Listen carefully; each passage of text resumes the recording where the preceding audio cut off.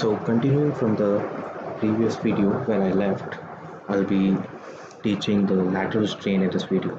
So lateral strain is change is the ratio of the change in dimension, the lateral dimension, which is this dimension, lateral dimension, divided by the original lateral dimension. So the original lateral dimension in this case is d, and the changed final dimension is d dash. So this change divided by the original dimension d is known as the lateral strain. How does this lateral strain come into picture? So generally, for bodies which are acted upon by normal stresses, they experience a lateral deformation in them. Okay, so for example, when a body is applied, uh, acted upon by a tensile stress, tensile force on the body, so it generates tensile stress and it elongates in the longitudinal direction, right? Like this, longitudinal direction, it elongates in the longitudinal direction, and it generally all the bodies which elongate in the longitudinal direction also compress in the lateral direction. Okay, lateral direction. So this compression in the lateral direction can be studied by lateral strain. Okay, so lateral strain is d dash minus d by d. Okay, we have already seen the tensile strain in this case, which is denoted by del L by L, change in the longitudinal dimension del M divided by the original dimension L.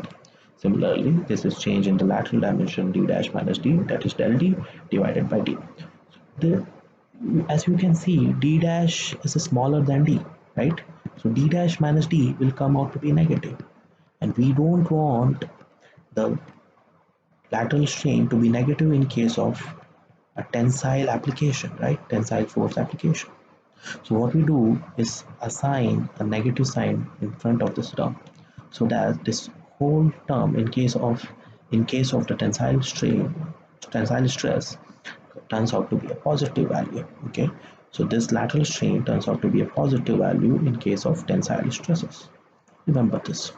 Similarly, in case of a compressive force applied as shown in this figure, the body decreases in the longitudinal dimension. Okay, and the longitudinal strain may be given by del L by L, which turns out to be a negative value, that is the compressive strain del L by L. Now, corresponding to that lateral decrease in the longitudinal dimension, this body tries to elongate in the lateral direction. Okay, so the lateral direction is changed to d dash, and compared to the original dimension, which is smaller, that is d, the lateral strain can be denoted, given by epsilon L equals to d dash minus d by d, which with a negative sign in front ahead. Okay, so as d dash is greater than d, so this inside term is positive, and due to this negative sign, this whole lateral strain in case of a compressive stress application comes out to be a negative value. Okay.